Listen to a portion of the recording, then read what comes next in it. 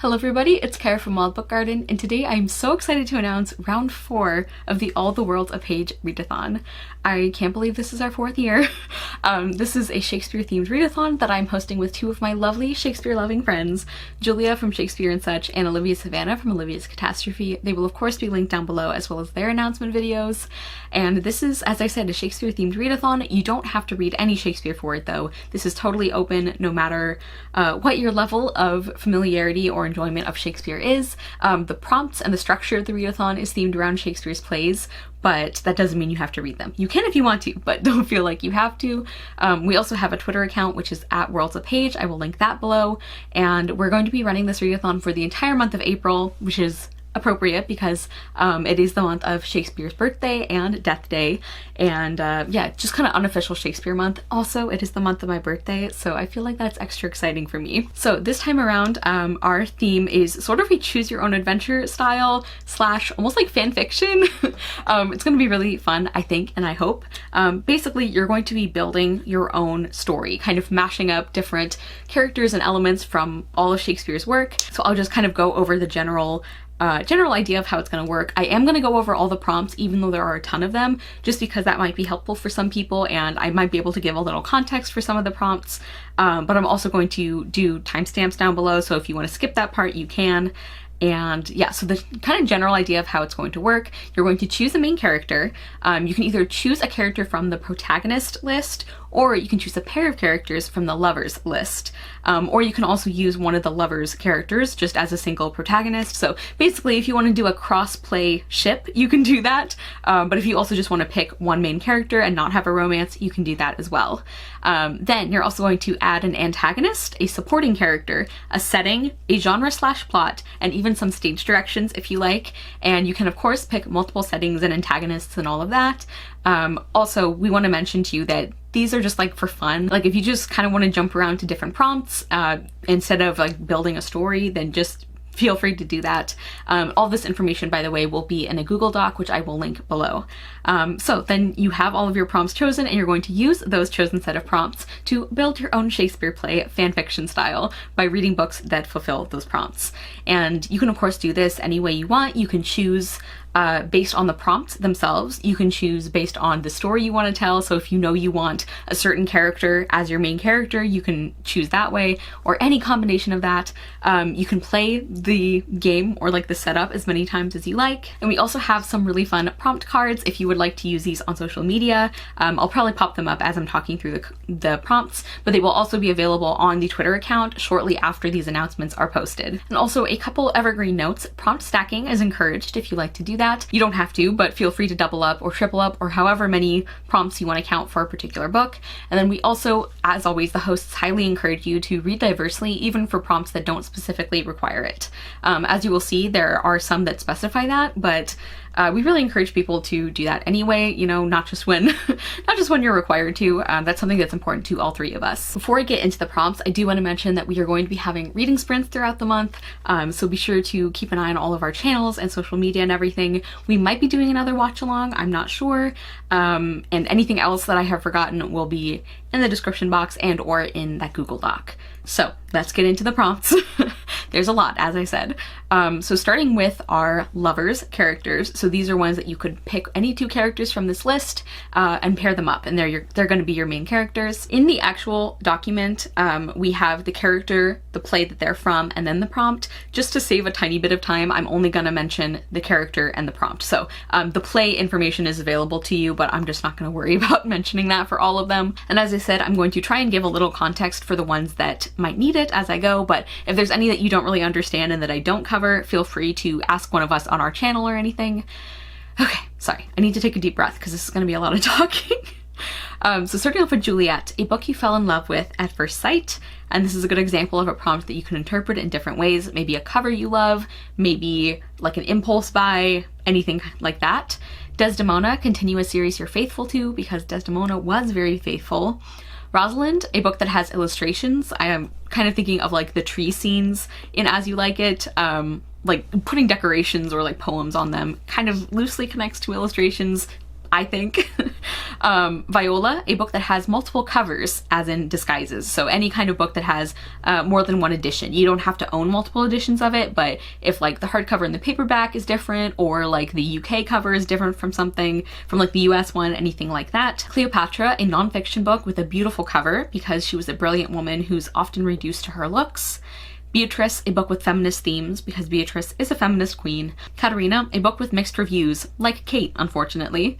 Emilia, a book that speaks up on an important topic. Hermia and Helena's prompts have to do with friendship, or like kind of combinations because they are of course very good friends. Hermia is to read a book that is a combination of two genres you love, so those genres are kind of friends. And Helena is to read a book that a friend loves. Lady Macbeth is to read a book for a project, goal, etc. because say what you want, but she is very goal-oriented. Ophelia is to read a book where the story or cover involves flowers. Rosaline, read a retelling following a minor character. Did I maybe do this partly just because I love Still Star-Crossed with my whole heart and soul? Maybe. Titania is to read a book by an indie author because Titania is a very independent character, for most of it at least, when she's not being roofied with love potion. And I'm not being flippant, like I genuinely think that's like a consent issue. I love Midsummer Night's Dream, but I have some issues with it. Ariel is to read a book by a trans author or that has trans rep, because Ariel is a character who can be played by like multiple genders and depending on the production. And I feel like the way that character is written is also, like it just makes sense. It's very open to that, I feel like. Benvolio, read a book by an underhyped author because he's not a super well-known character in the play. Mercutio, read a book that's a recommendation from a friend because Mercutio is a good friend. Othello, read a book by a black author. I think pretty self-explanatory. Hamlet, read a book, series, etc. that you're trash for. I'm laughing because Hamlet is in fact in my trash pocket. This doesn't have to be a book or a series that you're ashamed of enjoying, just kind of one that you would describe yourself as being trash for. And finally, the last in the lovers category is Don Pedro, and that is to read a book that is a pre-order or a new release, because he sure is a planner. He's the one who kind of orchestrates the initial idea of getting characters to fall in love. Okay, and then we also have 5 protagonist options. So these are ones where you wouldn't be pairing them up with someone, you would just be having them as your main character, because most of these, for various reasons, it would just be inappropriate to have them in a romance. Like our first one, Amelius, who is a child. So that is to read a middle grade book. Isabella is to read a book that has themes of religion. Joan of Arc is to read a book that has a character you will defend, because Joan certainly defends France. Puck is to read a book that has multiple points of view, multiple plot lines, multiple timelines, anything like that, because Puck is really an agent of chaos. Like, he has a lot of things happening at any given moment. And then Bianca is to read a book that is a new release. This is one of the ones that is a little more convoluted. We all collaborated on these prompts. This is one of the ones that I came up with, and as I said, a little convoluted because Bianca in Taming of the Shrew is Katerina's younger sister, and Katerina has to get married before Bianca does. So Bianca can't sort of like make her debut as a young woman eligible for marriage until her sister does. And for some reason that kind of made me think of like new release, like a book that has just come out, Bianca has just come out into society. Does that make sense? Maybe. And then our antagonist options. Angelo is to read a contemporary book, and that is because Angelo is a frighteningly modern feeling villain, in my opinion. Claudius is to read a book that has spooky elements.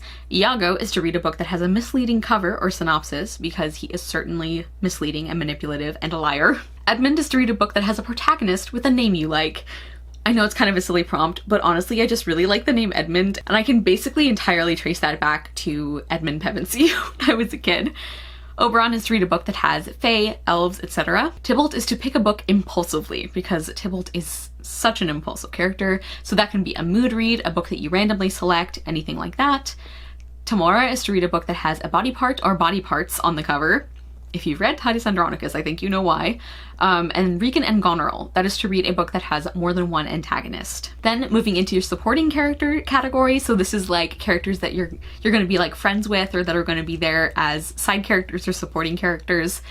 We have Paulina or Paulina, a book with a happy ending, because she does help some happy endings happen. Count Paris, a book that you regret buying or getting, because poor Paris probably has many regrets. Laertes, read a book that has a sibling relationship.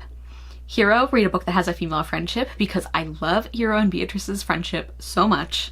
Hippolyta, read a book that has to do with mythology. And then moving into the setting category, so all of these prompts are going to be books that have this thing on the cover. So Athens, you could choose a book that has bright colors on the cover.